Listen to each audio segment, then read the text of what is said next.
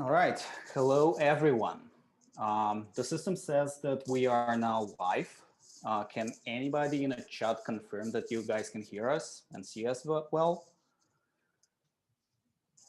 There's going to be a little bit of delay, probably 10 to 20 seconds. So be aware of that. So it's 12:02 right now. Let's give everyone another 5 minutes to join. In the meantime, I can walk everyone through what we have for today.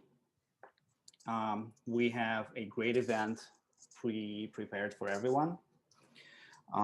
For speakers, Mohsen is going to talk about some technical details of Dynamo. We have some presentations about adaptive structures, collapsive domes. Ellen is going to talk about Autodesk Outside Network.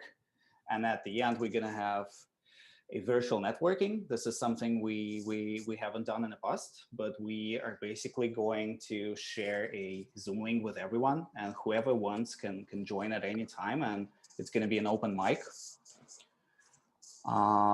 Yeah, so it seems like we are live and everything is good. We have people confirming that in chat. I can see that 27 people are watching right now, so let's give everyone another 2 minutes, I think, and let's start at 12:05. Whew.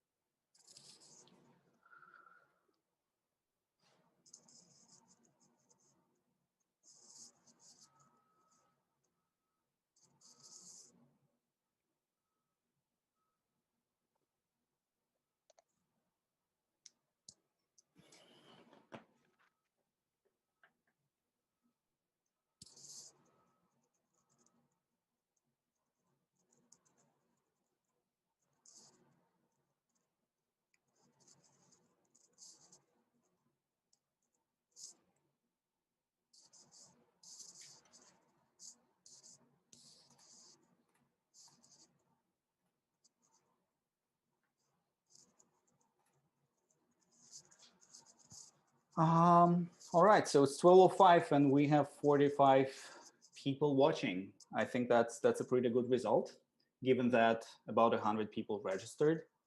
I think more people are going to join as we go. I see just 2 likes, so please put your thumbs up if you can hear me. Okay, so welcome to the Toronto Dynamo User Group 4th event. Let me start by thanking our sponsor. This is Turner Fleischer Architects today, a pretty innovative architectural firm based in Toronto. We actually have a couple of committee members working there. So thank you so much. So we are obviously a community of visual programming enthusiasts. We talk about Dynamo. We talk about generative design here, technology in general, a little bit of startups. We have a presenter talking about his project today. So pretty excited about the speaker lineup. And it is actually our birth month. In December 2019, December 3rd to be specific, we've launched our first event. So when I was preparing photos for this slide deck yesterday, I was kind of confused with that many people in a room at the same time. So it's been just a year since COVID hit, and it feels like it was forever ago. Okay, let me give you some stats. Since this is our anniversary, we are proud to share some statistics and the progress we've done over the year. So we presented 4 times. December, February, June, and December 2020. So this is our 4th event. We had 16 presentations in total. And something I'm very proud of is the number of attendees we had over the time. It's more than 600. It's pretty impressive. And thanks to COVID, we pivoted to online events, which also increased our audience, I hope. So I want to thank all the companies who sponsored us throughout the year. It's Autodesk, Diamond Schmidt Architecture, Intuitive, and Turner Fleischer Architects are today's sponsor. And I also want to thank CanBIM and Toronto BIM community for supporting us throughout this one-year journey. I want to talk about some of our initiatives that we've started this year. We've built a pretty robust website where you can find all the recordings, which is over 12 right now. So basically, all the events are recorded. All the presentations are uploaded to our website like right after. It usually takes us a couple of days to upload. So if you won't be able to stick around till the end of the event, make sure to check our website later this week. So another initiative that we've started this year is digital certificates. So if you're using, if you're a member of CanBIM and have a CanBIM certification, or any other organization that requires confirmation of participation in events, reach out to me directly or to our committee email, which is committee@toronto-dynamo.dug.ca. We'll send you a certificate within a day or so. So another initiative that we've started this year is the newsletter. We've been using it to announce our events. We have over 480 subscribers right now, which is very impressive, and I'm looking forward to see what it is going to look like a year from now. Another initiative that we started was our Slack channel. I'm really proud that we have over 150 members, and I dig down into some stats earlier today, and within this year, it is actually more than 750 messages posted on Slack. So if you have any questions related to Dynamo or generative design, feel free to post them there, and you'll get a response within a day, I think. So who's in the room today? So as I previously mentioned, we have over 100 registrants, and I can see 51 people watching now. We have people from more than 40 companies, and there is a special guest today, who I want to highlight.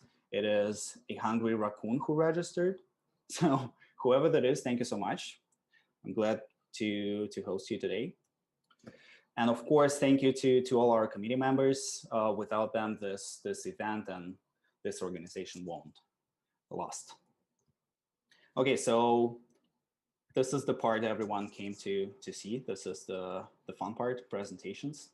I'm gonna introduce all presenters in one shot, and then they will probably introduce themselves and present in the next 2 hours. So the first presenter is Mohsen. Mohsen is one of our committee members. He joined the organization at the very beginning. He now works as a software developer at Turner Fleischer Architects, who is our sponsor today. And Mohsen is gonna talk about hardcore things. He's gonna talk about Dynamo zero-touch nodes and how to program custom extensions. So this is pretty exciting. And spoiler, zero-touch nodes are fairly easy to build, actually, and fairly easy to use. So a couple of lines of C# code, and you're good to go. So the next presenter is Sarah Hassan. We actually met with Sarah in summer 2019. She participated in an Autodesk Generative Design Hackathon. This is where the founding committee met. So we are glad to see Sarah here a year and a half later. Welcome to our community. So Sarah is gonna present her thesis project from University of Toronto, and she's gonna talk about adaptive surfaces for light. So the next presenter is David Avella. He actually presented at our first event, so we are pretty excited to have him back. He is the co-founder of DSS Studio, which is a company backed by Autodesk. Correct me if I'm wrong, but this company is a resident of Autodesk Innovative Center in downtown Toronto. So he is going to talk about transformative structures. So pretty excited to see the presentation. And the last but not least, Ellen is going to introduce us to Autodesk Outside Network. She's going to talk about their mission, vision, and excited to learn about the project. Okay, so the first presenter is Mohsen. Mohsen, can you try to share your screen? Want to make sure that everything works. Want to make sure that we have your mic. All right, sure. I'll share my screen right now. Perfect.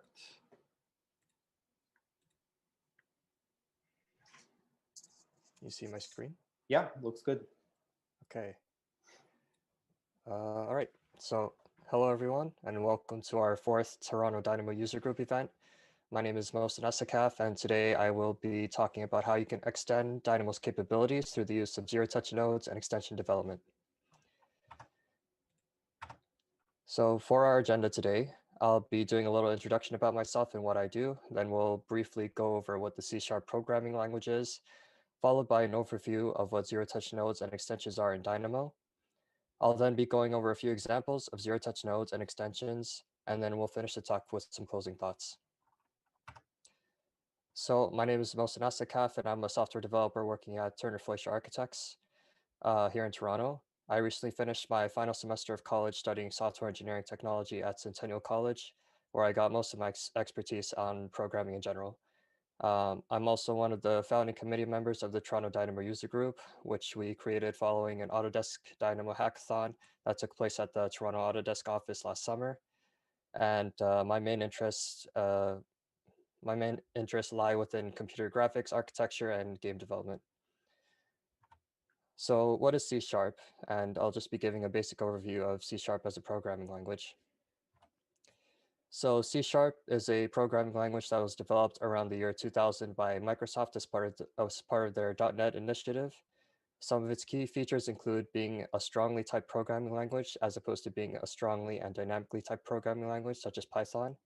For example, what I mean by this is that when you have a variable in C#, you can explicitly say that it is a string, or it is an integer, or it's a floating number, which is a decimal number.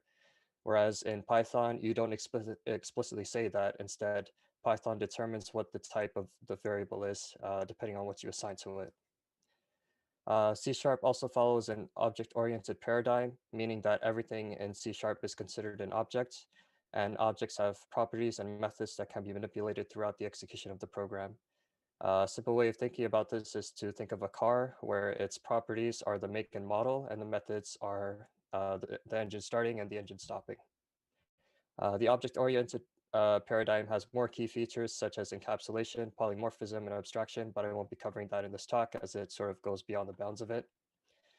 C# also has its own GUI, GUI, or graphical user interface frameworks for developing applications. These GUI interfaces are mainly Windows Forms and WPF. These are the main technologies that are used for it. However, there are third-party solutions such as GTK Sharp and WX widgets. This means that you can develop C# applications that have a user interface, allowing users of your application to have more control and interaction with your tool. Moving on, we'll quickly go over what Dynamo zero-touch nodes and extensions are and what they are capable of. So zero-touch nodes allow developers to create custom Dynamo nodes in C# and allow integration with the Dynamo or Revit APIs along with other third-party APIs. Extensions are also developed using C# and can use the Dynamo Revit API and other third-party libraries, but instead of nodes that are built, the extensions are like many applications that are hosted within Dynamo. You can think of these extensions as though they're like add-ins for Revit, but instead of Revit, they're for Dynamo instead. Zero-touch nodes are also faster than Python nodes since zero-touch nodes are pre-compiled into DLL files and are optimized into faster bytecode rather than being compiled when the node graph is run in Dynamo, which is the case for Python nodes that you sometimes are more familiar with. Zero-touch nodes are also a little bit harder to develop for, as you would need to work with compiling DLL files and knowing how to structure the code properly so that it works in Dynamo. whereas Python nodes are simply, you write the code and you run the graph and the code works. Um, I would still say that since zero-touch nodes are a little bit harder to develop for, they give the developers a lot more control over the variables, and you don't have to deal with nuisances of Python, such as variable type mismatches and other common Python errors that can be easily avoided by using C# instead. Zero-touch nodes and extensions can also utilize third-party libraries quite easily, and they provide users access to functionalities that don't exist in either the Revit or Dynamo APIs, thus extending their use cases that Dynamo covers straight out of the box.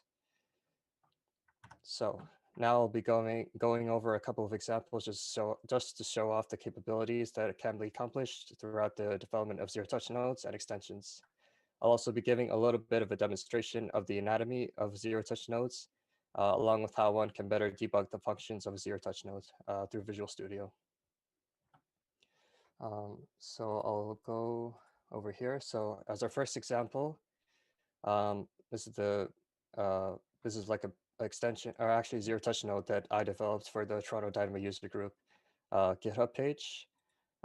What this does is basically it allows users to import whatever 3D mesh file that you want from whatever program that you developed in, whether that program be SketchUp or Blender or 3ds Max or whatever it is. And basically this package allows you to use the nodes to import those files into Dynamo and then do whatever you want within Dynamo and then bring it into Revit later on if you want. This was actually before I found out that there was a thing called the Mesh Toolkit that was already developed by Autodesk for Dynamo. And this, I would argue that this provides a lot more functionality than what I've been able to develop already for the Toronto Dynamo User Group's GitHub page. So I would urge you guys to use this because it's a really cool package and you can do a lot more than what I'm able to offer in this package. Hopefully I'm able to revisit this to maybe include more features, or I'll probably turn it into another package altogether.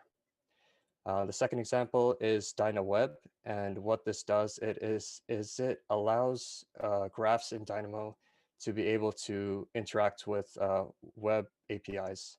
So basically, whenever you're accessing a website, you're basically sending a GET request to a website, or actually a web server, and you're receiving the web page itself.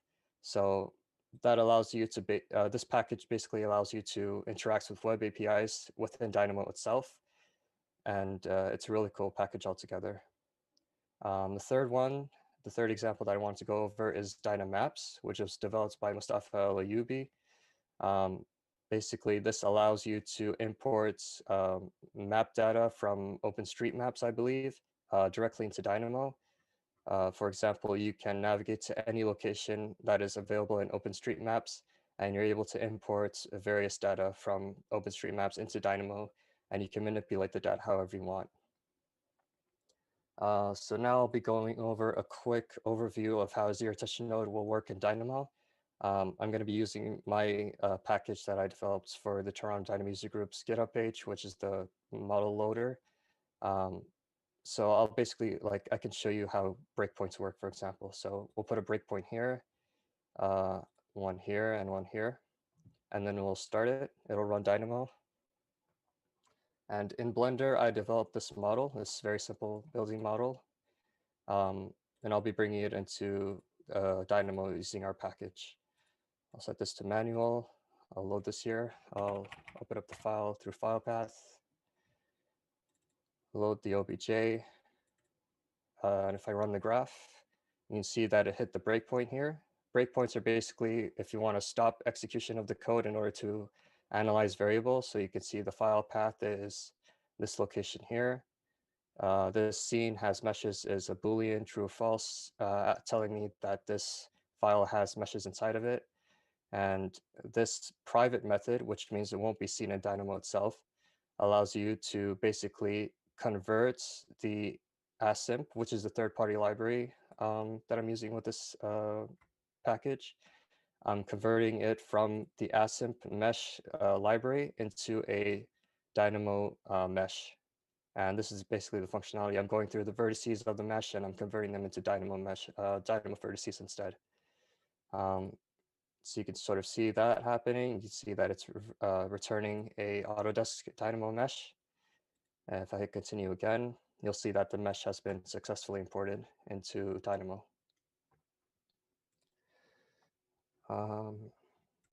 So I'll continue on.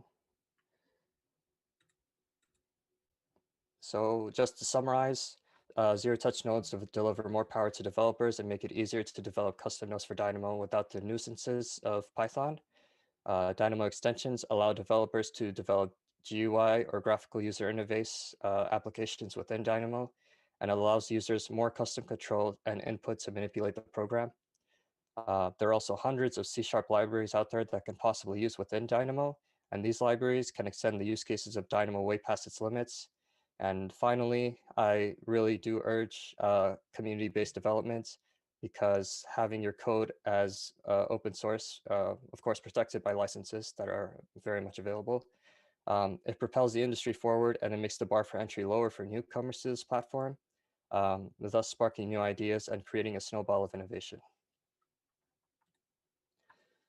Thank you. This is just an image showcasing a Blender monkey model being imported into Dynamo. And you can email me at mosin.asakef@turnerfleischer.com, or you can connect with me on LinkedIn at this link.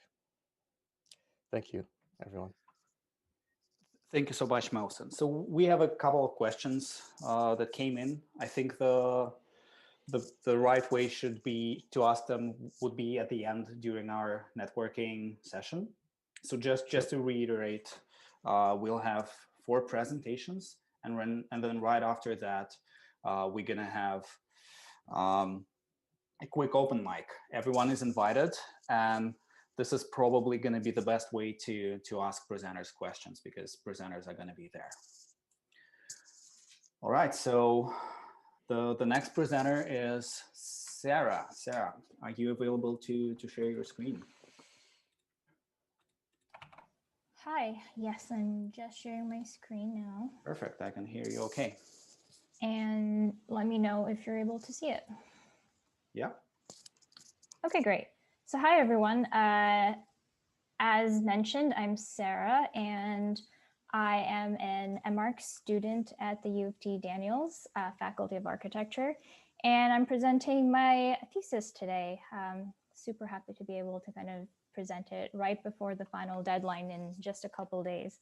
But my project is called Lightopia, a hyperplenum of embodied light.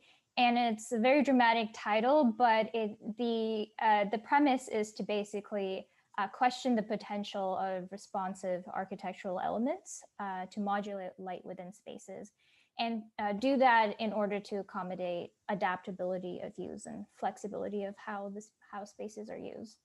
But to kind of bring that back a little bit, my interest in kind of how spaces modulate daylight kind of comes from some of these precedent studies, such as like the Kimball Art Museum, which has the skylights and the baffles to kind of diffuse light, bounce it around. We have the Bogsberg Church, which has this voluptuous roof to diffuse light as it comes into the space, whereas the Kunsthausbregenz uses this material property of the space to diffuse light as much as possible. But something that I noticed within all of these projects is that there is an inherent staticness to this architecture in spaces where we're existing and we're changing what we're doing, especially now that we're in a time of COVID and our spaces need to instantly adapt to different programs.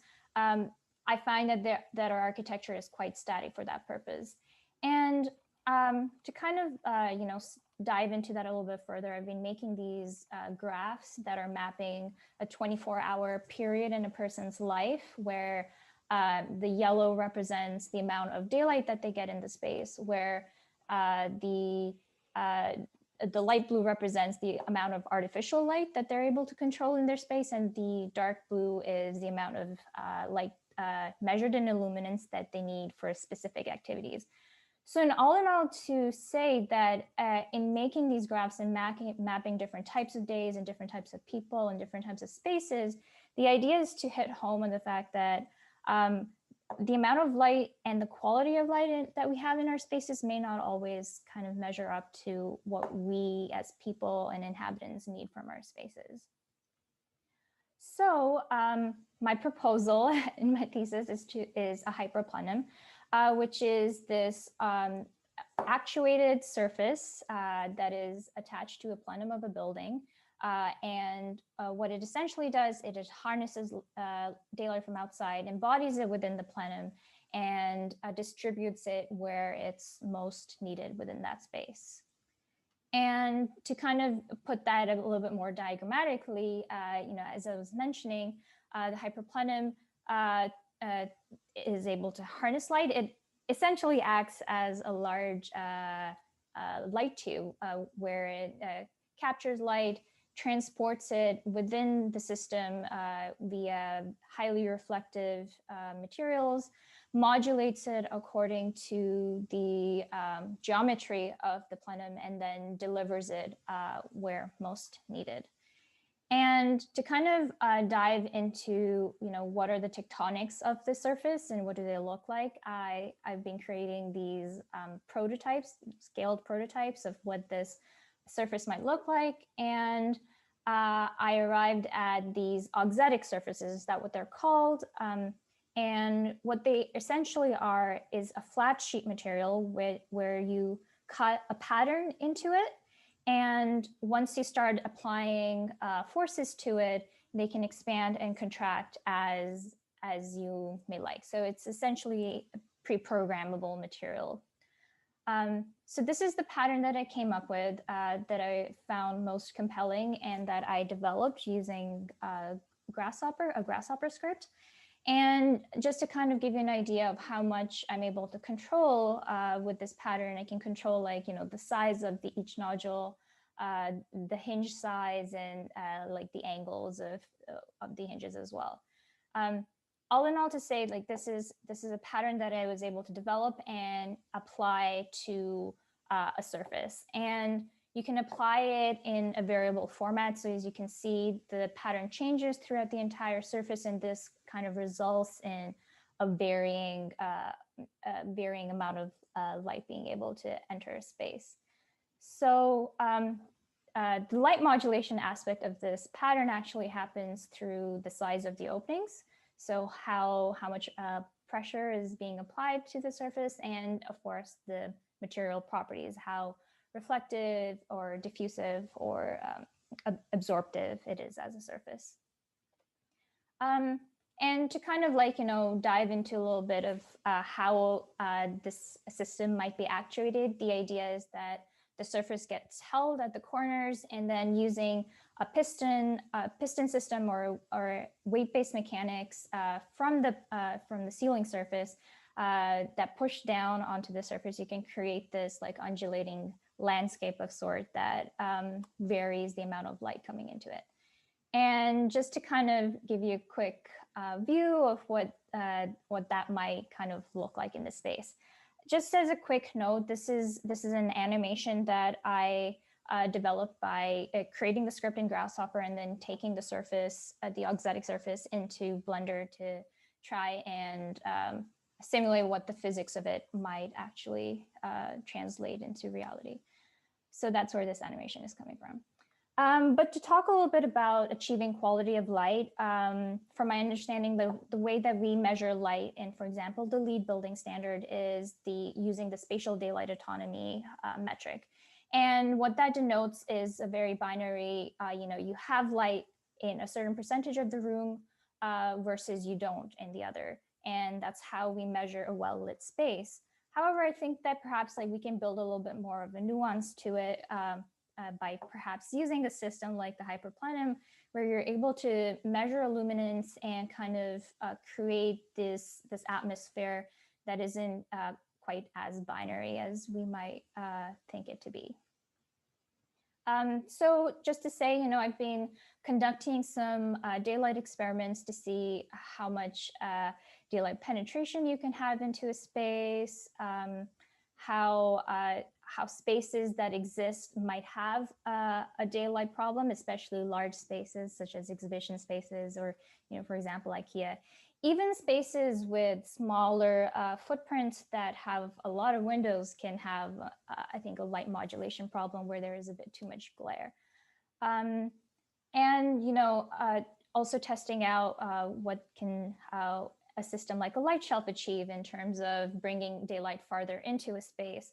All in all, to say that, to kind of culminate that those thoughts into what can I achieve with this hyperplenum surface that I have. And just to say, because of how I'm restricted to the computation power of my laptop, I did indeed actually have to flatten out the surface to be able to simulate it. And the results are kind of like one of the ones that I produced was something like this, where you can see the clear stories and the plenum kind of acting as a light shelf and bringing light into space, and perhaps an initial idea of how this surface might be able to modulate the light in patterns across the space. Just as a quick mention, I forgot to say that all of these simulations I've conducted in Climate Studio. I've been lucky that one of the instructors at school is Alston Jakubiak, who's one of the developers of the program. So in accordance with some of his guidance, I've been able to kind of conduct these simulations. So just to go forward, I understand that I've been working on this for the last few months, and it's not a very rigorous testing of the system that I've conducted. But if I were to kind of continue on this path and really develop what this surface might look like and simulate it to the nth degree, what the types of conclusions I might be able to draw are, what are the size of the openings that the surface needs to have to allow for adequate light to enter the space? What is the density of the pattern? And what are the materials of the surface itself? Which then brings me back to this image that I showed you earlier, which was the hyperplenum. So as you can see, it's a surface, an actuated surface that I'm gearing towards large spaces that have a daylight penetration problem, and kind of being able to create like a whole host of different activities and programs happening within that space. And with that, I will leave you with this animation, which is kind of my attempt at showing what that atmosphere might look like and what this surface might look like once it's being actuated within that space. And that is it for me. That is a very impressive thesis. Thank you so much for the presentation. No worries. So I wish you good luck at your presentation. All right. So the next presenter is David Avella. Can you try to share your screen, please? Yes. Hi, everyone. I'm David Avella, co-founder of DSS Studio. First question is, you can see my screen and can hear me well? Yep. Okay, sounds good. So give me a second here. Just try to minimize this. Okay. Deployable and transformable structures. I'm gonna bring today a use case of how we find out the way to leverage the use of parametric and modular design in a medium-sized product that is basically what we are trying to build here in Canada. Initially, I want to give a quick overview of who we are. So we are a group of architects passionate about geometry, parametric design, and sustainability. We have 3 locations. DSS Studio is the Canadian brand with 2 years. It's kind of a startup, a small business with the mission to bring parametric design to the construction industry. We have SMIA in Spain, dedicated to generate knowledge about the morphology in architecture and how digital design can disrupt the ISE industry. And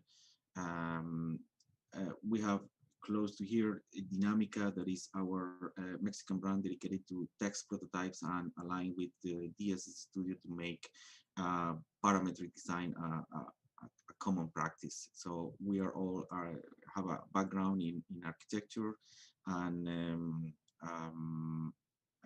we just would like to bring all of these concepts to the real life construction day by day. So what we have done, or what we do is we do we have done any kind of project that can help to improve the outcome in terms of sustainability, and a good way to the use of the materials. So we are being in temporary structures. We are always looking to have our structure like being habitable. So always there is a human factor that interact with the structures.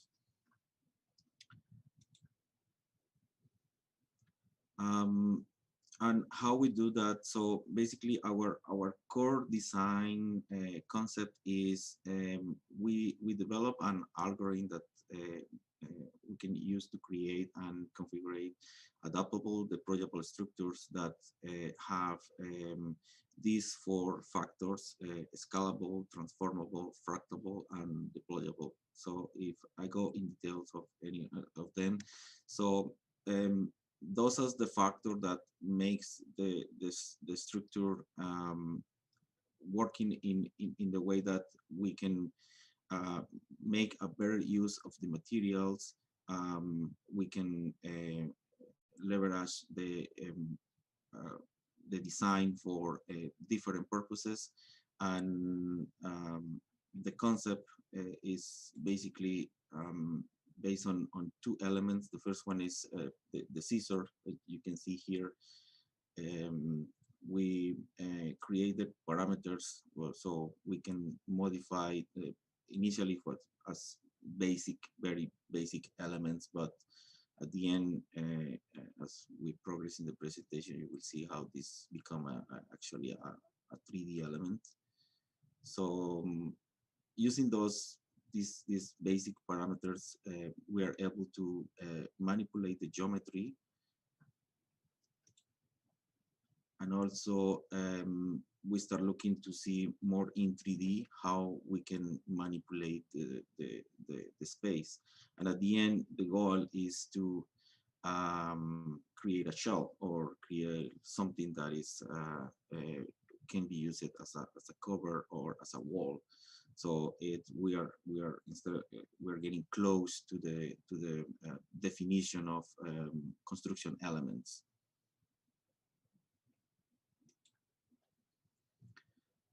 Let me see. Oh yeah. So using those basic elements, and at the end, in a combination with any other parameters, we are able to create these three geometries that are, as you can see, are enclosed with those basic concepts that we have before. This is fractal, so we can move it, close it, or move it far, and the element will the behavior of the element is exactly the same. It's transformable totally because it's foldable, so you can have it in one position at one time, and it's another position in another time, and it's completely deployable. So it's a standalone element that can use it for a shelter or an enclosure. The next one. So basically, the parametric design help us to define or control two basic elements that are the geometry and the deformation. So the idea behind of all of this is all of these elements can be transformed or adapted in the design stage, and can be directly linked to the production, either if the production is going to be on site or the production is going to be on a fabric, right? And one of the ideas that we try to bring with this kind of design is working on site or working with the raw material create a lot of waste, and we can reduce that waste, and we can create a better use of the materials, and at the end, when the structure is no longer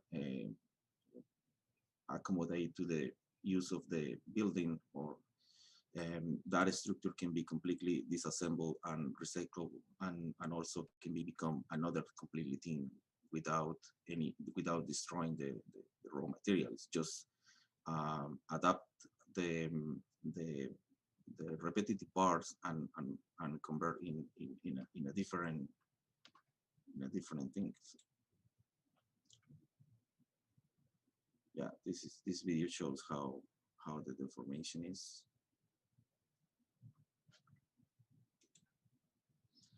So during these years, we've been working to create different type of volumetric, and the idea is always bringing to a scale that is that has a space that we can use inside the structure. So this one specifically is the geodesic dome that we have been developing for years to bring a solution that can be used for different purposes. This is one of the prototypes that we built here in Canada. You remember, probably you guys remember this space.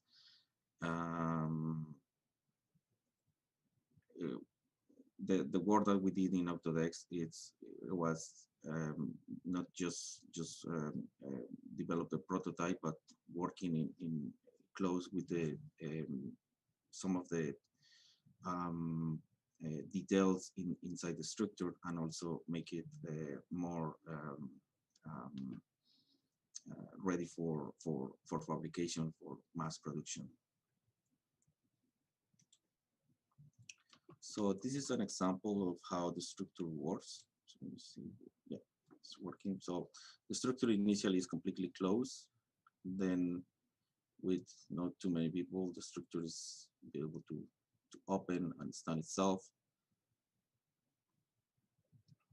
And then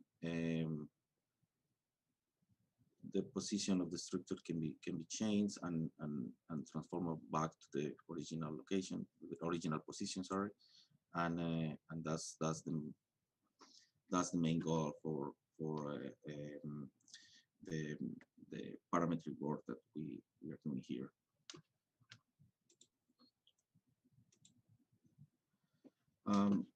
This is kind of the project that we recently finished here in Canada. As you guys know in the video, we have the structure completely closed. We bring the structure in this position to the location that will be located at the end. Then we open the structure. That is pretty simple. So like these pictures have like probably 20 minutes different, like you saw in the previous videos. It's pretty simple, and the structure is completely lightweight and can cover a very good area compared with the amount of material we use and how long time it took to make everything on that shape.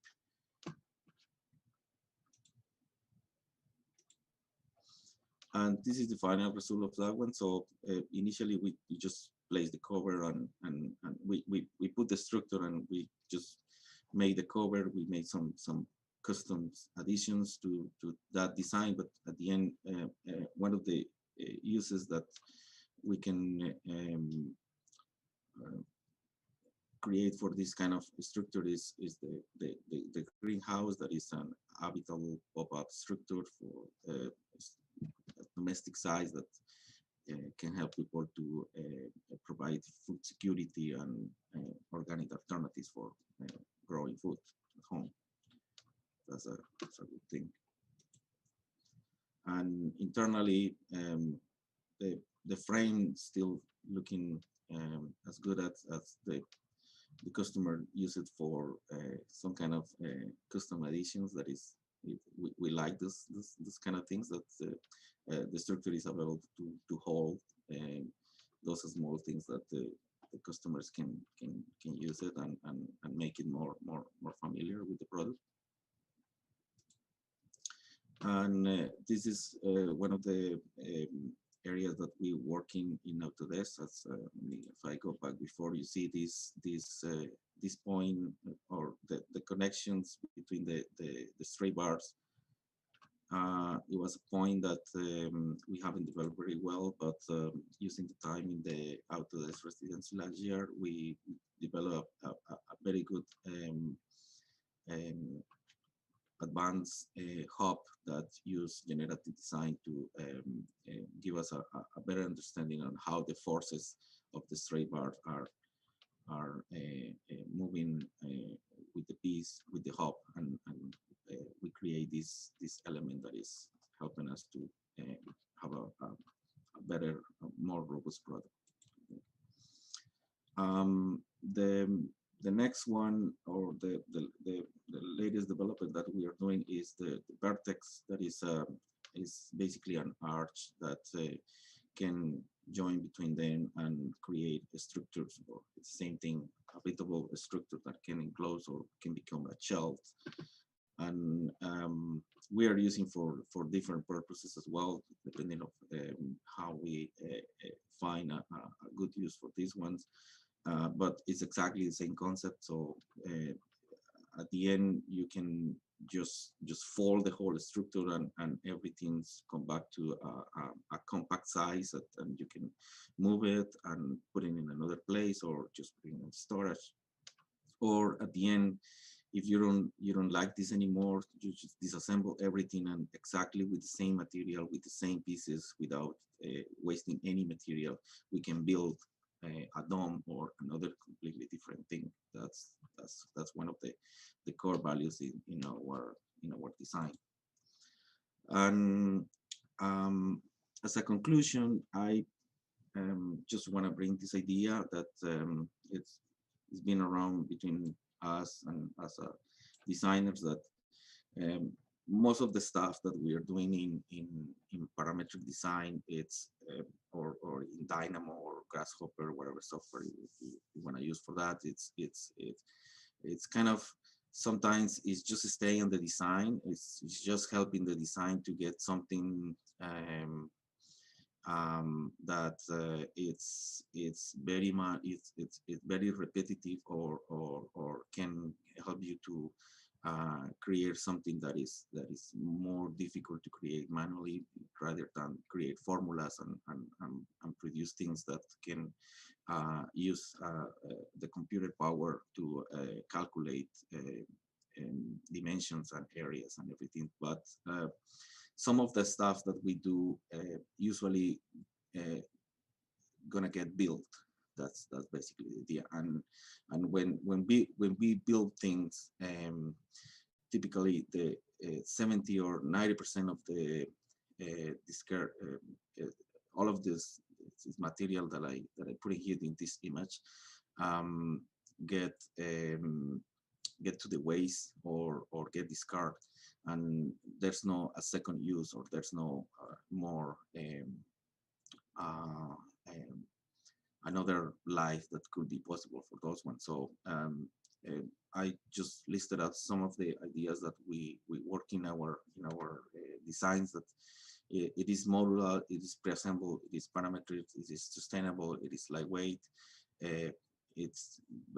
we have a very good chance that it could be recyclable, transportable, and at the end we can offer to the clients a very high return on investment, because the structure can be used many times, or the structure that the pay claim for the client pay for it's not just one time in a life. It can be many times, like some of the wonderful products that we have. So yeah, that's all that I have to say for now. Thank you so much for inviting me. Thank you so much for the presentation, David. And it's good to have you back. So how far are you from mass production? These are prototypes for now, right? Yeah, so for now we are we're still in a prototype state. The DOM and the VERTEX are ready for mass production, so we are working towards that, and probably the idea is to still having our early clients to give us the feedback that we need to improve the quality of the product, and at the end have a very strong proposal and make it available for everyone. Perfect. Well, good luck with the product then. Thank you.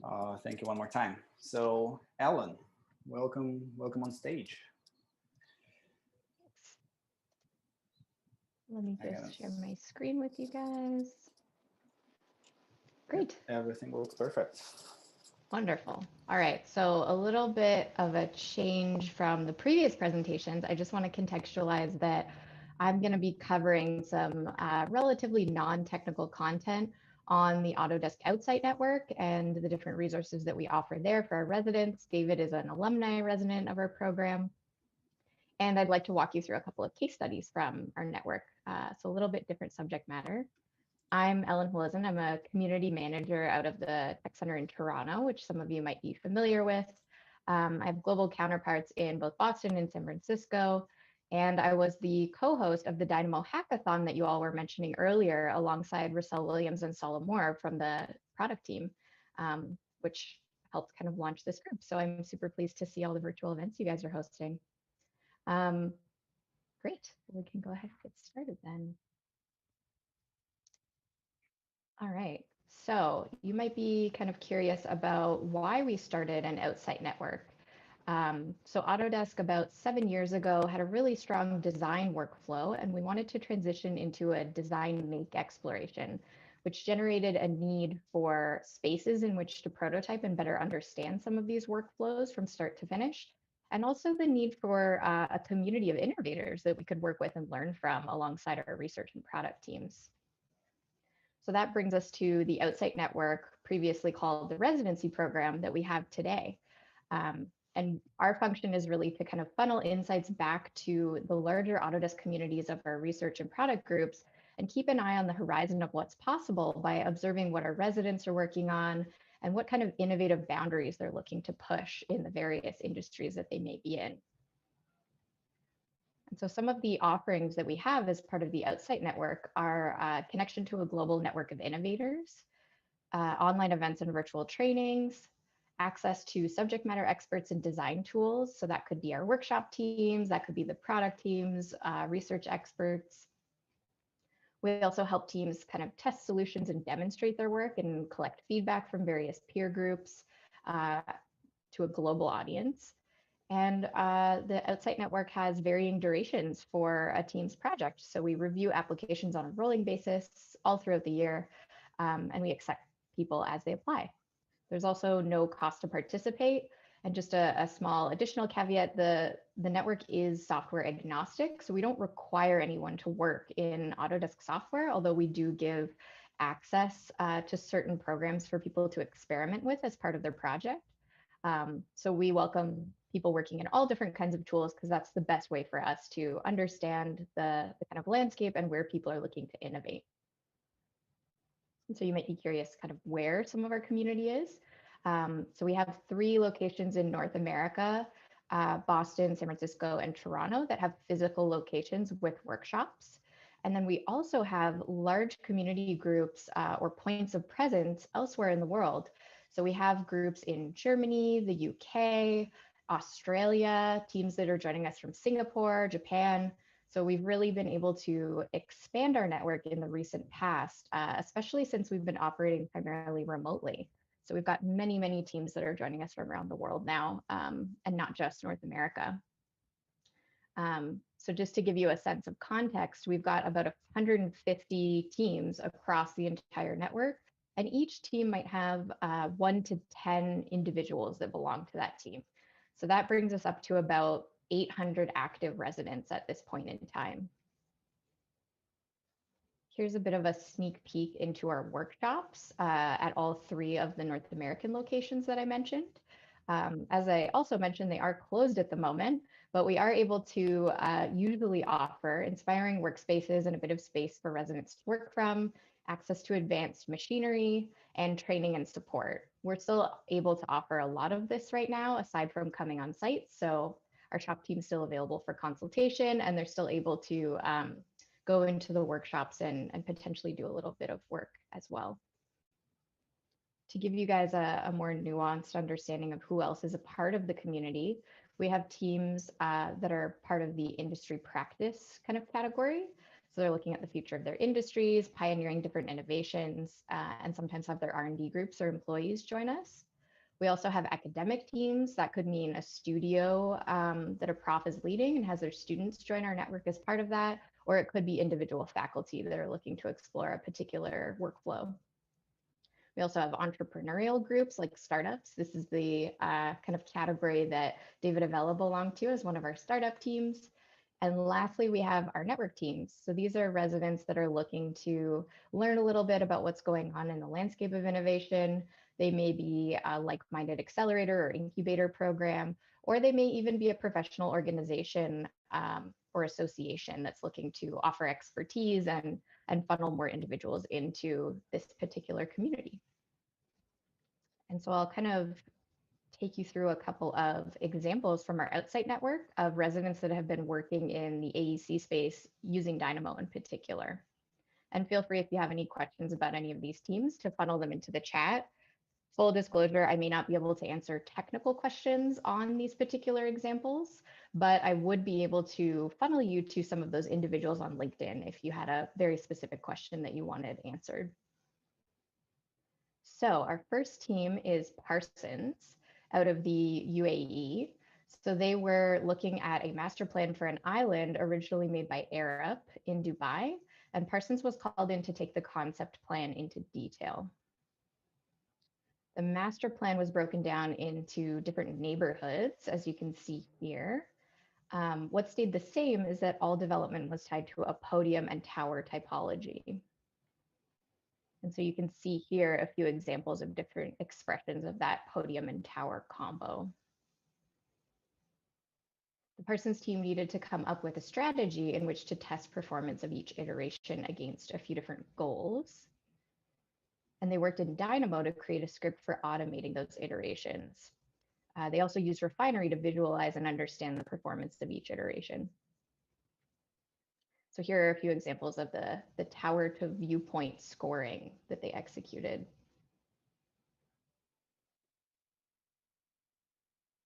Another goal was to minimize solar radiation on the podium and to provide occupants with a cool and shady semi-public space. So they worked on all of this as part of our network with a few different experts that you might have met in this user group already, like Nate Peters and Jacob Small. So that's what Parsons was able to come to in working with us. Our next example is Hone Structures based out of Brazil. And this is an example of a much smaller scale project. So this particular project was optimizing for weight and reinforcement, rebar reinforcement in concrete beam structures. And you can kind of see behind the kind of sheer facade here, the concrete beams that they're working on. And so here's an example of topology optimization on one of those beams. The team also used Fusion 360 to assist with topology optimization. And then they brought the optimized topology into Dynamo from Fusion 360 and automated the rebar allocation process.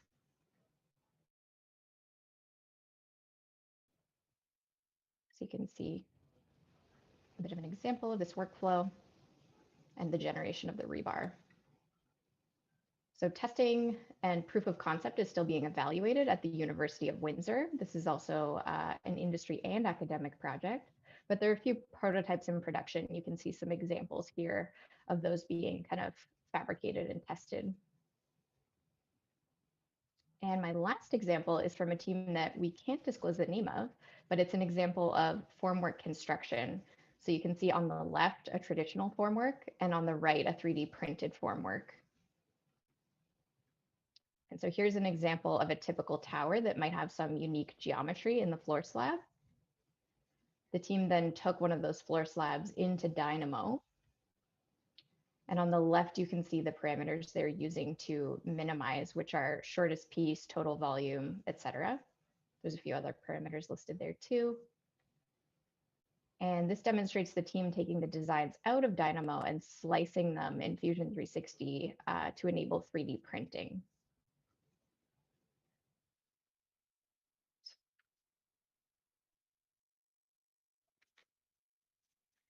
And this animation is showing you the team preparing for 3D printing using one of our tech center robots at one of our North American sites, which looks super cool. All right, and lastly, here's what the final print looked like. And the rest of the project is still ongoing. So this is a work in progress. But here you can see one of our shop technicians, Stephanie, helping to kind of monitor the print. Great. Well, that takes me to the end of my presentation. But if any of that sounded interesting or inspiring to you, feel free, if you're interested in applying to be a part of the network, there's a little bit more information here and a link to our website where you can find the application form. Whether you're interested in a fabrication project or you're working on a digital workflow in Dynamo, or you may even just want to become a part of the community so you can interact with some of our other innovators and become a part of the community. Those are all totally great reasons for joining. So feel free to visit this website and let me know in the chat if you have any questions at all. Thank you so much, Ellen. It was a great presentation. So it seems that the project is very fabrication focused. Do you help software startups as well as a part of your program? So in the past, we did have a strong focus on fabrication, especially with our 3 locations.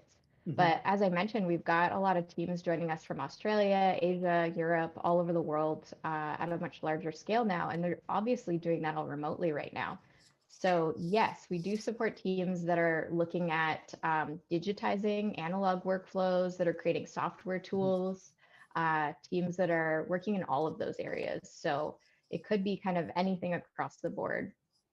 Perfect. Thank you so much. All right. So it is time for the networking. So Matthew, is it you who's supposed to show us how to get into the networking part? I don't hear you, by the way, but I seem to see your screen. Sergey, can you please share your screen to finish up, to wrap up the presentation, and then I'm going to post the link to the Zoom chat in the YouTube chat. Yep. All right, so thank you one more time for all our presenters, Mohsen, Sarah, David, and Alan. Thank you to our sponsor as well, Turing Fleischer Architects. So feel free to join our Slack channel. If you want to present at one of our upcoming events, reach out to us through committee@toronto.dug.ca or fill out the form on the website. If you want to host an event, wing to potential sponsors, reach out to us at committee@toronto.dug.ca as well. So we have our next event scheduled for January 26th. Keep an eye on our website for updates. The registration link is going to be available soon. So this event is going to be focused on the ecological crisis. So if you're interested in the topic, feel free to sign up. And now the fun part. So this is the same Zoom we are, all the presenters are in right now. So use the QR code or type in the meeting ID and a password, and we'll make sure to let you in and let's have some fun. Let's chat. So it's been a while since I've been to the networking event, and the virtual version of it may actually be a good option. So thank you so much one more time, and looking forward to see you in our virtual networking part. Thank you everyone for listening us and see us, and thank you for inviting me, Dynamo Group. Yeah, so whoever from presenters is going to stay, they will be welcome to answer questions if anything come in from those who joined the networking part, and keep an eye on YouTube live chat as well, just in case something comes in through the chat. Sarah, I have a question. Can you elaborate a little bit on the tools that you used? You said you used the Climate Studio, right? If I'm not wrong. And what other tools have you been using? I know probably a little bit of Grasshopper. Yeah, so I used, so in terms of like the daylight simulation, I was using Climate Studio pretty much all throughout. And that's because I took a class with Alston Jakubiak, who's like one of the developers at Solema that worked on it. And well, you know, he's also teaching at Daniels now. So I got a chance to kind of work with the software, luckily for free, because there is a fee associated with it. So as a student, I kind of got access to that. But other than that, for the actual pattern making, I used Grasshopper because that's like the software that I'm most familiar with. And then just because I'm not so familiar with doing physics with Kangaroo, I took the pattern into Blender to try and kind of simulate what it might actually look like once you applied forces to it and, you know, pinned it at the corners and I was just experimenting with different ways how that might work. So, oh, that sounds pretty great. So it seems like you had, you know, a lot of kind of like different apps, like a little small ecosystem of the, you know, tools that you've been using. Have you found it challenging to work with, you know, this many kind of paradigms, or, you know? I think it was relatively easy. Like I had never worked with Blender before, so that was a little bit of like, you know, I had to figure out how to do that pretty quickly. But I found that it was a little bit more intuitive to me than figuring out Kangaroo, for example. So and on the plus side, you know, you can kind of produce like visualizations from Blender pretty easily as well. So it was just easier to kind of, you know, take it into that other platform. And it wasn't very difficult at all. You know, you just turn it into your STL file, take it into Blender and animate it there. So Blender was a start, but it wasn't too difficult to kind of get a hang of it. And I guess another advantage is that it's open source. Yeah. Blender, right? So it's totally free. Yeah. Yeah, it's completely free, and I guess there's a big community, so it's easy to look up like answers when you need them. So that's what I thought was good.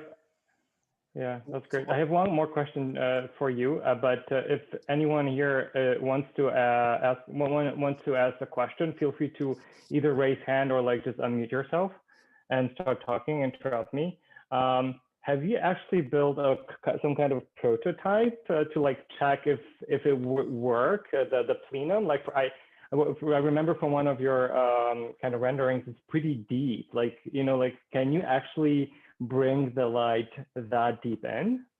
So that's something that like I talk to, like that's something that often comes up, and I talk to like Alston about it, and I talk to a few different people, and it would be quite. I think that just the physics of light is that it would be quite difficult to bring it like very deep into a space. But I was kind of considering, you know, all of the surfaces inside to be as reflective as possible, and just And to a certain extent, like, you know, I didn't get a chance to prototype the actual surface of what it would be like. I only made these like little prototypes of just the surface by itself. But I was hoping that, you know, some of the demonstrations that I did with simulations and how I'm able to kind of create these like little light modulations on the floor space were kind of like a step in the right direction, saying, oh, hey, something like this could potentially work with a lot more testing and figuring out how deep can you go with that kind of system. Yeah, maybe it's a potential for another residency, Autodesk residency. Maybe you should talk to Ellen and get on board. So like Ellen, maybe can you talk a little bit about you know, like who can join the outside network? Can it be a student, or you know, does this student have to have like a valid you know, who had to be enrolled on a university, or can it be, you know, like an individual who, let's say, graduated, and it's not currently associated with an organization? And to add to that question, so for software or any other startups, what are the requirements? Do you expect them to have certain making certain money on an annual basis, or do you accept startups at the idea stage? So what's the point there? Sure, yeah, I can speak to kind of both of those at a conceptual and logistical level. So our really kind of mission here is to look for people who are doing really interesting things on the fringe of the various industries that Autodesk serves. So our function is more of a research function. So we don't have particular requirements in terms of dollar amount or anything like that you mentioned, Sergey. We're really looking for kind of novelty and where people are pushing the boundaries of AEC, manufacturing, design in general, all of those areas. So teams could be kind of joining from any of those industries and pushing the boundaries of what they're working on. In terms of who belongs to the community and who has joined the community in the past, as I mentioned, we have teams that are looking at different fabrication validation workflows. So they might be interested in talking to and collaborating with our shop teams on a particular type of build. And that can be any of the examples that I showed, or it could even be teams that we have like Clemson University who are looking at doing an AR-enabled build and looking at the future of work and the way that people construct using those types of emerging technologies. In addition to fabrication validation, we have teams that are looking at digital workflows. So I see we have, or we did have Jan on the call, who's from a group out of Iceland called Archeo. And Archeo is working on some very interesting software tools. So we do have teams from both of those categories. And then we additionally have groups that come in that are looking to support our residents. So they could be teams that are hardware providers working with our shop teams that are looking to support residents using their tools as part of our community, or they could even be groups that are, for example, design firms that are helping different customers to create industrial designs for their products and want to kind of provide some of their expertise to the community in a light way. Yeah, so there's a very broad range. Did that help to answer your question, or did I miss anything there? Oh yeah, definitely. So what does it look like these days? Do you have like weekly meetings, or do you interview potential applicants, by the way? So if I were to apply, I don't know, a week from now, what would it be for me? What's the process like? Yeah, what's the process like? Yeah, so people submit an application to our website that I showed earlier. I'll throw it in the chat again later. They go in, they complete an application telling us a bit more about their project and what the different details are like, what kind of support they're looking to access, and really what the kind of key novelty or innovation area is with their project. Once they submit that, we do bi-weekly reviews as a team. So across all three of our sites, we review those applications. We look at whether it's feasible. We look at how novel it might be and where we could support that particular resident. And then we usually send out an acceptance letter within 2 to 3 weeks. 2 to 3 weeks. Perfect. Thank you. Yeah, Thank you so approximately. David, I see you're still here, so maybe we could tell us a little bit more about how about the insider perspective, someone who used to be a resident or still is. And I'm also particularly interested in how long did it take you to develop that prototype, and maybe you can talk a little bit more about that. Yeah, sure. So for the residency program, it was a very excited and very good experience. I really appreciate all of the resources, people, everything that I found there. It was very helpful, and anything that I had or any question that I had, it was resolved in a very good way. And of course, as a startup, you have kind of typical startup challenge, you know, money, time, you have other responsibilities, and and I really miss the time that I was able to spend on the shop, try out the equipment, or just talking with the other residents in the program, or just the experts in the Autodesk software that help me to understand how things can work in another point of view. And especially I really want to take the opportunity to thank Ellen again to help me all of this time. I already finished the residency program, but we got a very good product at the end, and we look forward to continue develop our products in the way that we learned during the residency program. Yeah, I'm sorry if I missed it, but how long was the program? Is it a few months long, or? I was there for about 10 months, 10, 12 months. It was kind of like that. The thing is, I'm not living in Toronto. I live in Ottawa, and for me there was a travel time, and that didn't allow me to kind of spend the time that I really want to be on that, focus on the development of the product. And to add to that, the duration of a residence time with us really depends on their work and what they want to accomplish. But having said that, I didn't mention the kind of organizational requirements when you asked your question earlier. So maybe this is a good segue to just mention that any teams that do join us typically belong to a larger organization. So just for legal reasons, it's hard for us to accept individuals that don't have either an incorporated or another type of organization behind them. So for example, Patrick is a resident with us as well, and he is doing that through his home company of Intuitive. Yeah. So usually a team member would belong to a larger company that supports them in the legal capacity of kind of giving them a bit of insurance, and also being cool to sign off on a participation agreement. So if you're a student, that would be your university. You need some support from that end. And if you're part of a company, you would just need either the independence to do that, or someone at your company who supports you participating.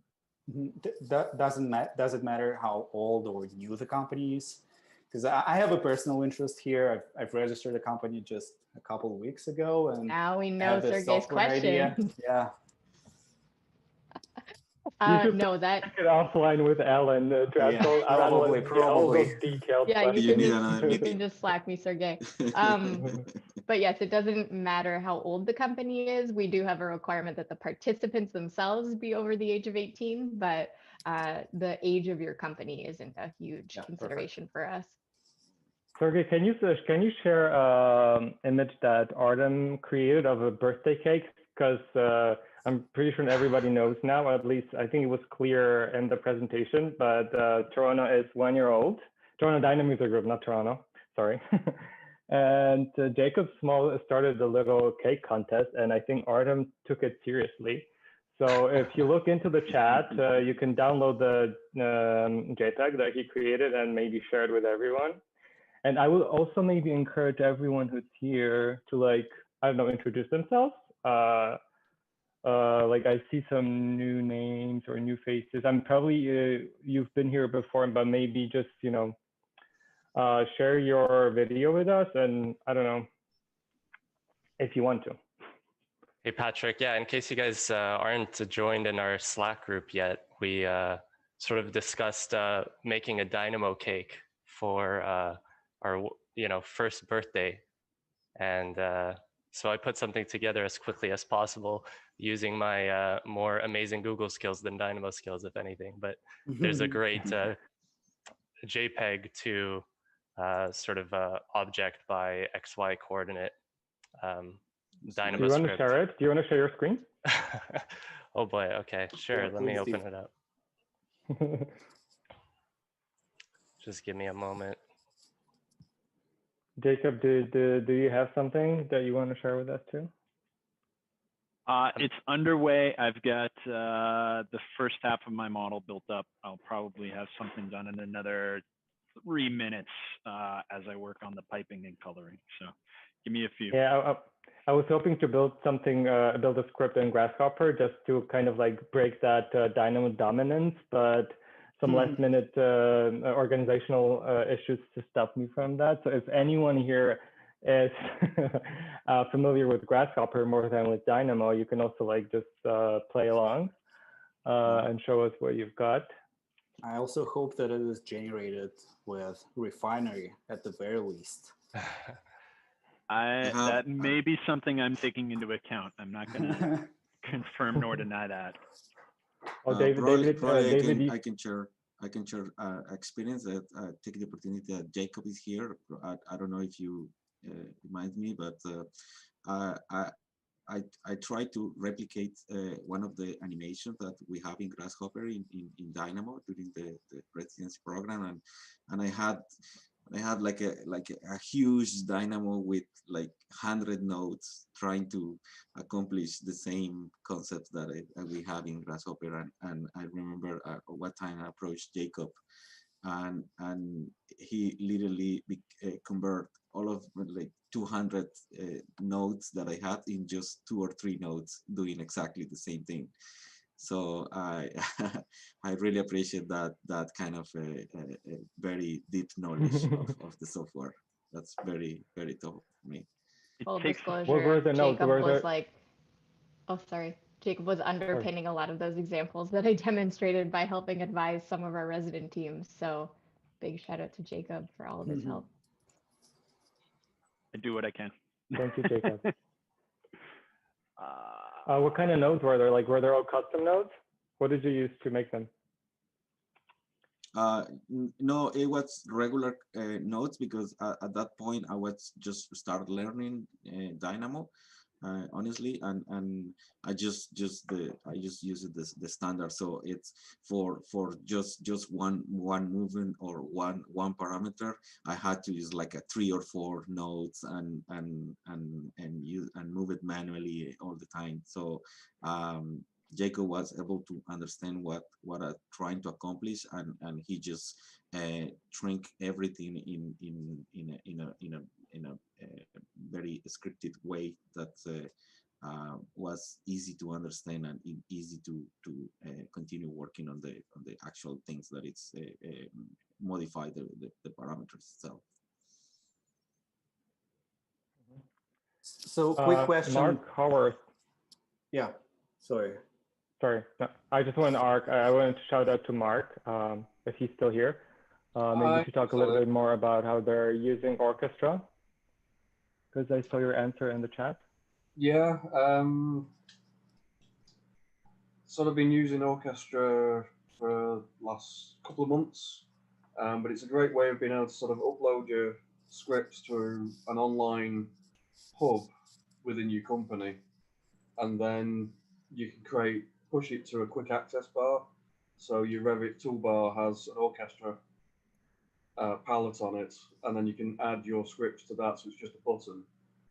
And then when another user, because you click a button, it updates everybody's toolbars at the same time. So if you update the script, you push it back to Orchestra, click a button, and everybody's toolbar updates.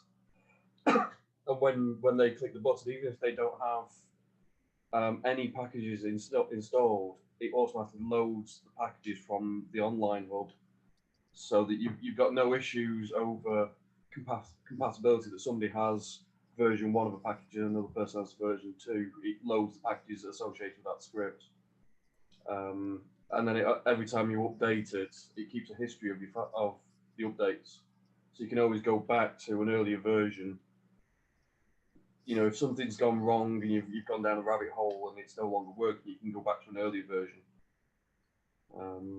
So it's been really good. It's in beta test at the moment, so it's free to use, but I think it's launching early next year into a full service. But it's the same guy that developed it as behind Data Shapes and Dynamaps. He does some really good stuff. Jacob, do you know of alternative approaches to that, Jacob, maybe? It's tough to manage graphs at sort of scale. I'm finding a lot of stuff, it winds up being a little bit easier in many cases. If what you're just after is just Revit automation, in many cases, it may be worth doing that initial study in Dynamo and eventually push out to a full Revit add-in. Just there's a little bit more control in the deployment and the scalability and everything else. But to maintain that sort of Dynamo flexibility where users can sort of scale it up, you can work with your IT team to sort of deal with some robocopy capabilities where every time a user logs in, grab the stuff that's on the network and spit it on the user C drive and then move on with their lives. And then they can access whatever content they may have, we may have for standard graphs built for Dynamo Player or built for regular Dynamo sort of up there. But it does require that bit of an IT solution to really make it work. Okay, I mean, that's interesting. And I don't know if Mike, for me, it sounds like it might actually slow down other users' familiarization with Dynamo, you know, like, because I think ideally you would have, in your team of technologists, let's say 50 people, you would say at least 1/3 or like, you know, maybe even a half people like being able to build your nodes and like experiment with them. But if you know, if kind of like a deployment of packages is that complicated, and I know a lot of people like to use packages, right? Because I mean, and for the right reason, I guess, because it can make their lives simpler and they don't have to reinvent the wheel, let's say. It might slow down that kind of process of, you know, training new, you know, super users or however you call them. Yeah, there's definitely some capability, and that's something that way back when I struggled with. There was sort of this great migration from the initial Dynamo of like everything's going to be a DYF, and there's maybe some Python built in there, or it's typical nodes, and then the way my training wheels were basically taking apart all of those nodes, right? That's how I got started with Dynamo, and then there was the great migration of all the like amazing custom nodes out to what's the word? Zero touch nodes. And as everybody moved into doing stuff in zero touch nodes, I can't disassemble those anymore. That's my learning tool sort of went away. Fortunately, there's still some really good ones out there. Clockwork package allows for that still. I think in actually all cases with very few exceptions, and Genus Loki package as well as another good one for that. And I think that training up new users, if you get somebody interested, they can go into the script, and you can teach them. I mean, I've used an orchestra because in my team we've say got a big script that does an audit on a model, but it may be there's 2 or 3 scripts we use in order, so I can create a playlist in orchestra, double click on the playlist, and it just runs through script 1, 2, 3 in the right order. So I don't have to just go in the player that might reorder something in a different order. It just goes run script 1, script 2, script 3, done. It spits out and then spits me a report. So rather than having to have one massive script, I can do it in small chunks. And that way, if there's an error partway through, it stops. So that, like I say, it's great for deployments. Once you've got a script that's running, you can just have a button or a playlist and it runs. But then you've still got the full Dynamo available, and you do, as Jake suggests, just do a robocopy from the server to everybody's individual machine, so they've got every package. But just being able to just click a button rather than having to fight and go into the player or go into Open Dynamo. Orchestra's great. Awesome. Where are you calling in from, Mark? I'm from Manchester in the UK. Awesome. I picked up on there was a accent. Yeah, that's why I wanted to. Sorry. All right, I think I've almost got the cake. Hey guys, are you taking questions right now, or do you have kind of a direction of where you want to take the? Oh no, it's like you can just unmute yourself and feel free to talk about anything, or yeah, I think presenters will still take questions, the ones that are here. Hi Jay, by the way. Hey, hi. I think we've never met in person, but like I feel like we've got our paths like crossed virtually multiple times already. I know. It's a lot of you guys. I feel like that. Yeah, I had a question about DynaWeb.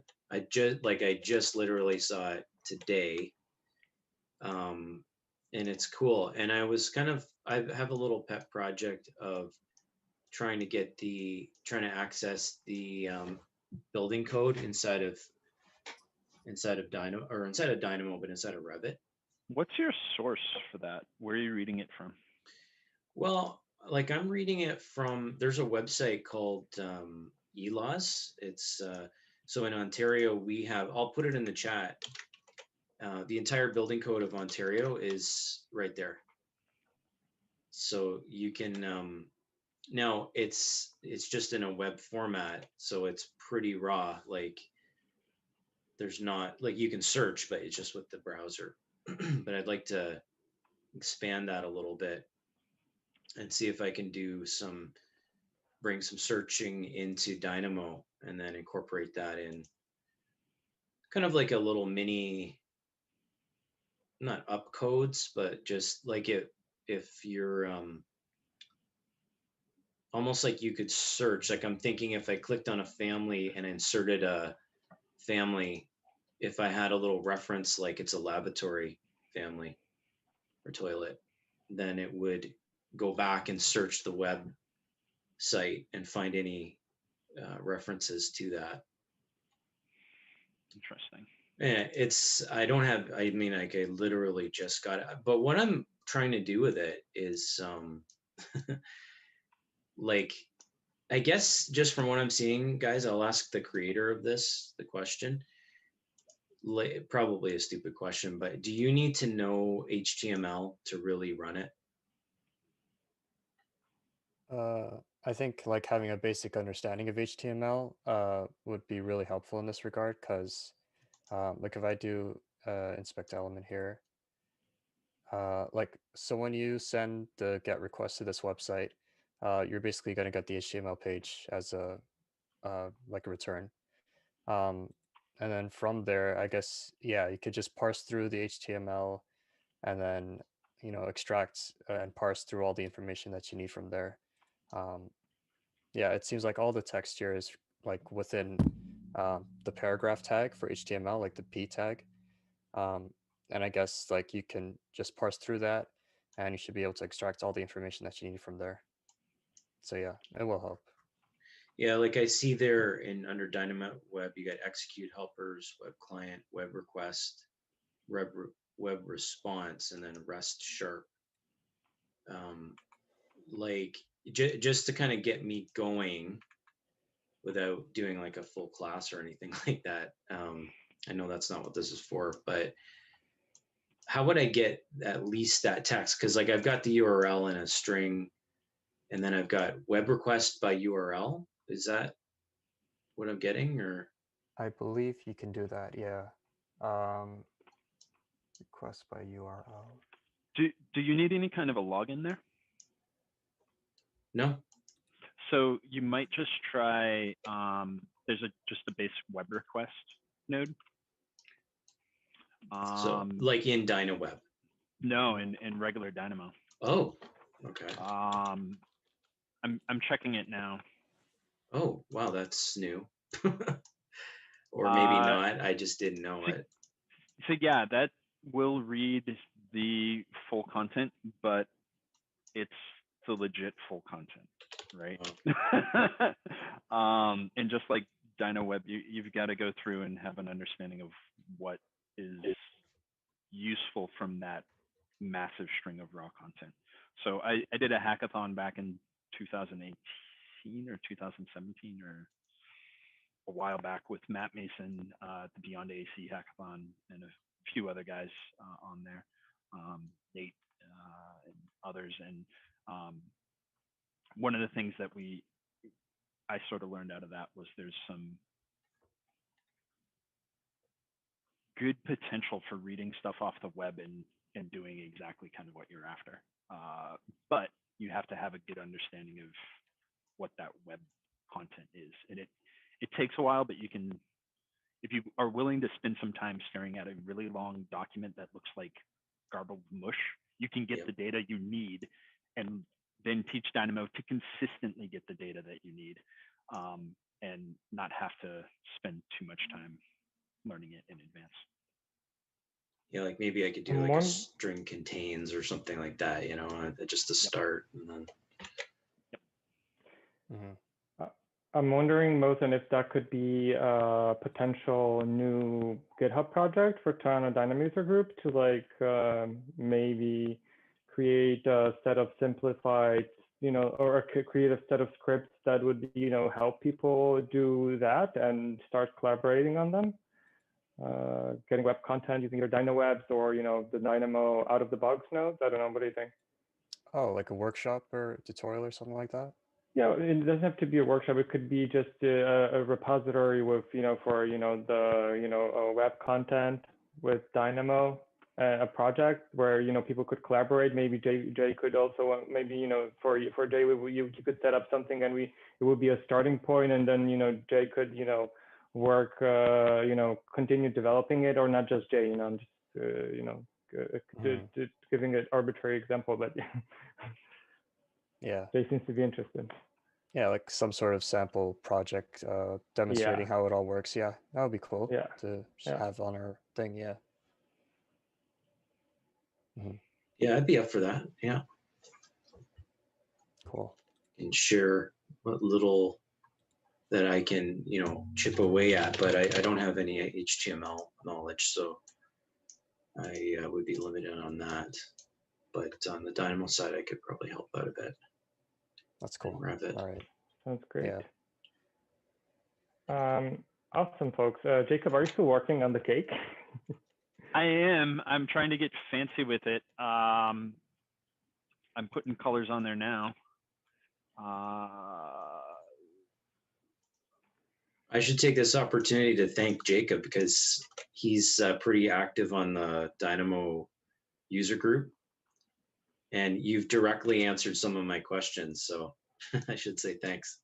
Oh, yeah. Well, we all thank Jacob. My pleasure. My pleasure. So Jake, just to reiterate. So a while back, I took the HTML course. I believe it was Linda. So it's a fairly easy thing to learn it. It's not going to take you more than a couple hours, actually. Oh, really? Just to get the basics of how tags work. It's a couple of hours max. I think there's an opportunity for more integration between websites and design, because there's a lot of information on the web right now that can be accessed. So yeah, I think that could be if we can find a way to parse it, that's the thing. Then absolutely the hardest part. And on the US codes, which is what we were working with, it was even harder because the International Codes Council is not known for making their stuff easy to programmatically get data from. So there was some discussion about building codes internationally, making their data available in a standard consumable format. I don't know if you've heard anything about that. I probably didn't go anywhere, but like if every building department put their codes in the same format, like in a text file or something, Wow. That would be very useful. Jacob, I commend you for your cake. I'm saving it now before it crashes, and then I'm gonna set it up to send to refinery and see if we can get a few cakes here.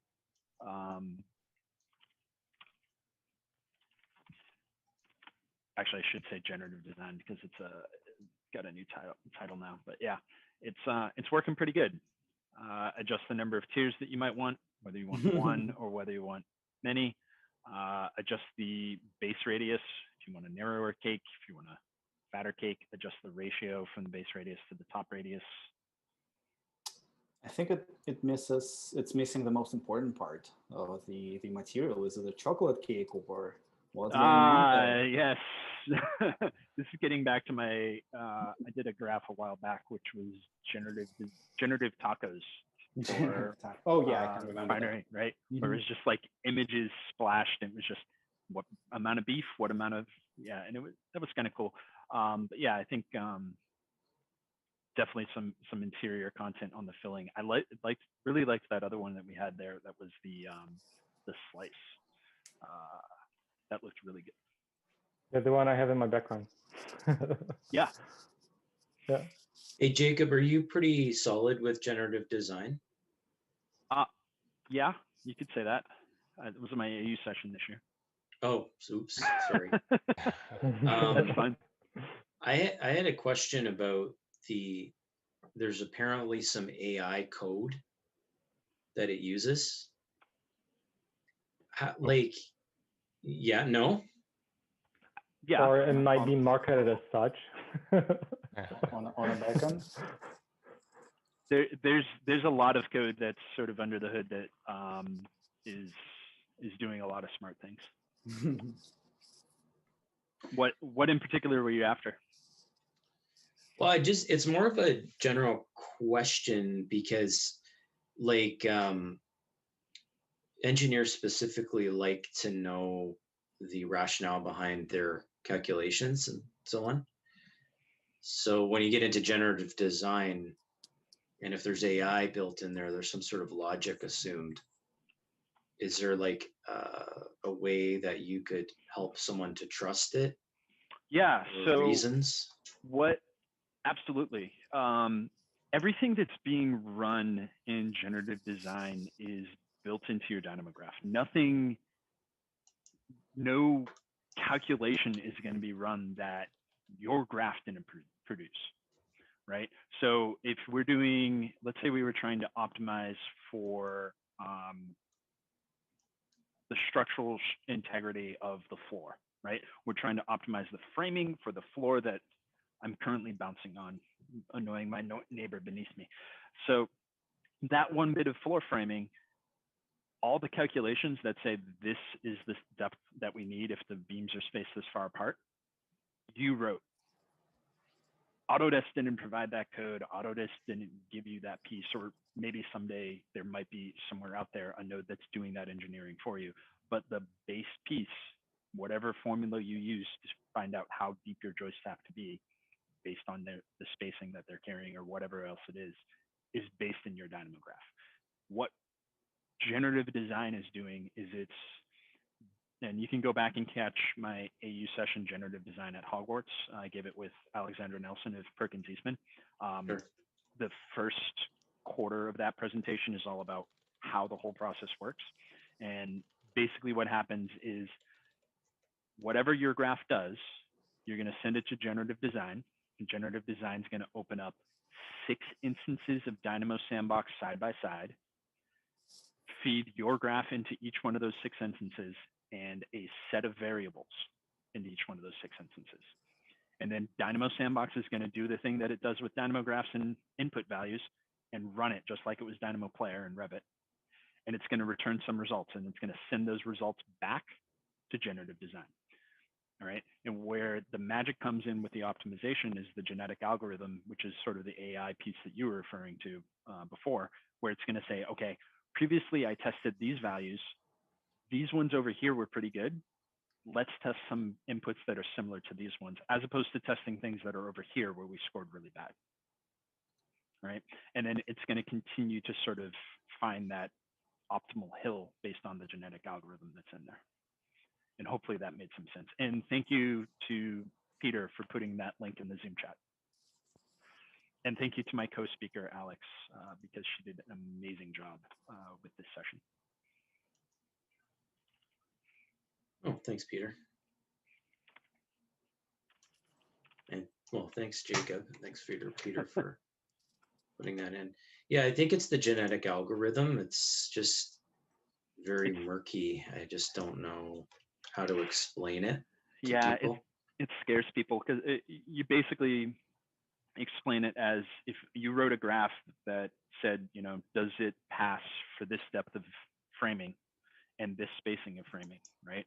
And that's all it does. Okay, it's a yes, no. Not necessarily a yes, no, but it's in that simplistic of an example. Like the birthday cake I'm about to send, literally all it's doing is saying, is this a cake?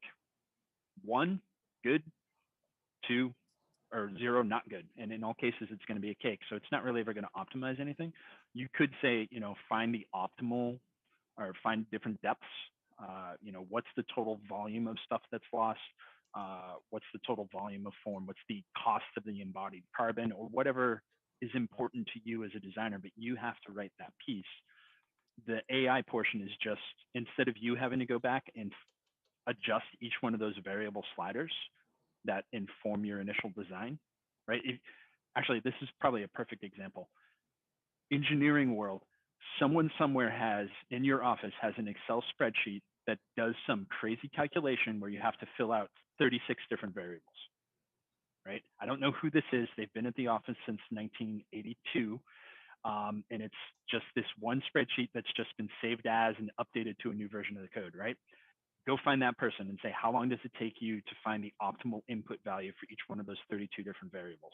What if we could have the computer fill out all 32 different variables for the entire range of possibilities? That's what generative design is doing. Only instead of an Excel spreadsheet, it's using a dynamograph. Save this, and we are into. Yeah, I almost feel like we need to create a separate presentation now on our website for for Jacob and this great generative design introduction. We can definitely do a session on generative design at one point. That would be awesome. I do have another question about it. I don't want to monopolize though, so just let me know if it's okay or not. I can. Yeah, sure.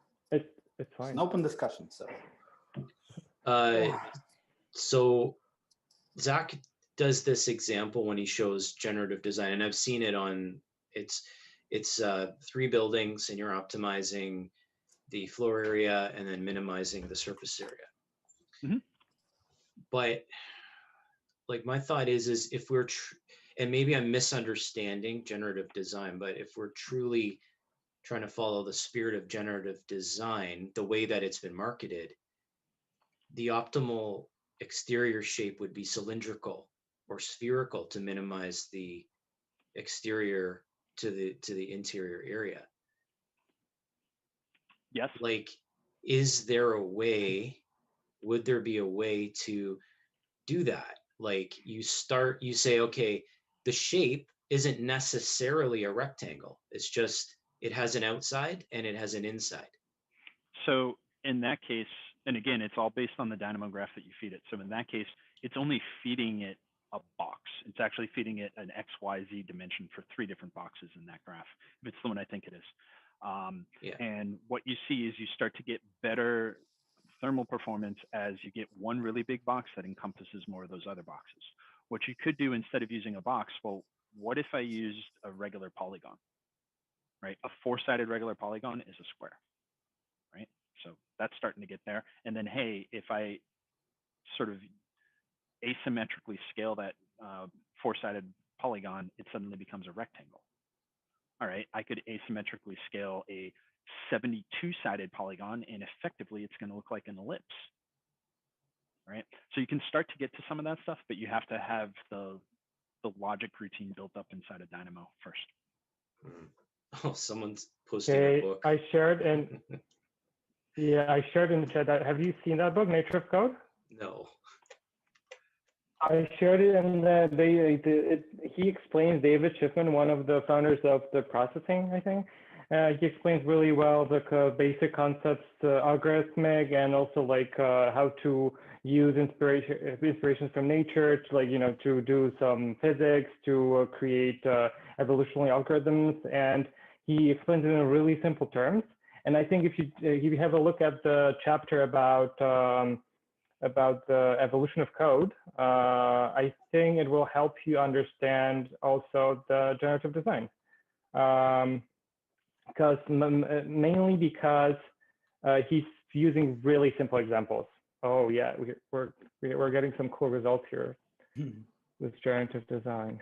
I have 100 different cakes that were sent up, and I had to take a moment to hide some other customer work that I'm producing here, but I can now go through and I can look at any one of the different 100 cakes. And this is just using random, because obviously everything's cake, so everything is perfect because cake is good. Right? There's no such thing as a bad cake. They're all delicious. And we're evaluating for sort of outcomes. So our aesthetics, I think, more than anything else.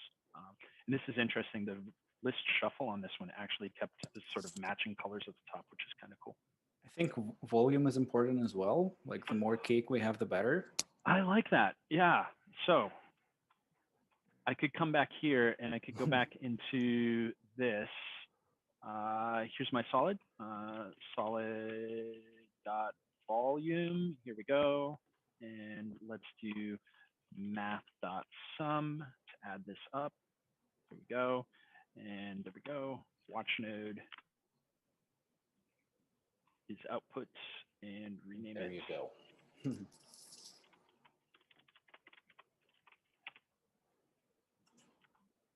Generative design, export for generative design with volume, export. Cool. And again, I apologize, but I got to pull this off before I start up the study to not expose some customer data. All right. Go ahead and create a study from birthday cake. And this time I'm going to actually try to optimize by maximizing the volume of cake, and we'll ignore that. There you go. All right, now I'm going to hit generate. And once again, doing a little bit of hiding on some other names.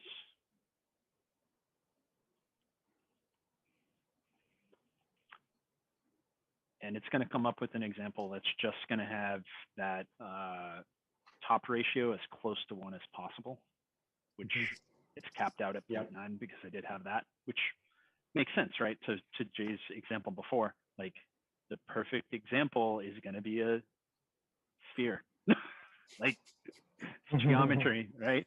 And the perfect example is the radius of 0.9.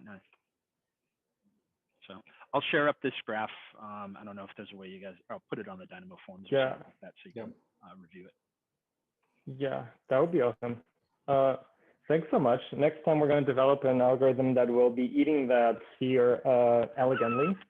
And we'll try to come up together with the criteria for that and also parameterize them. I love it. I love it. Okay, thanks everyone for joining us. It was a pleasure to meet with you again. And I'm looking forward to 2021. Hopefully it will be better in many ways. Not necessarily computationally, because computationally has been already good, I think. I agree with that. Yeah. All right, thanks a lot, guys. This was Thank you so much. great. Yeah. Thank you for organizing this. You guys are doing a great job. Thank you. Yeah. Yeah. Thanks, Jake. Thanks, Bye. Jacob. All right. See you soon on our Slack channel. Yep. See you. Thank you so much, everyone. Take Thanks, care. Mark. Nice to meet you. Bye. Bye, Philippe.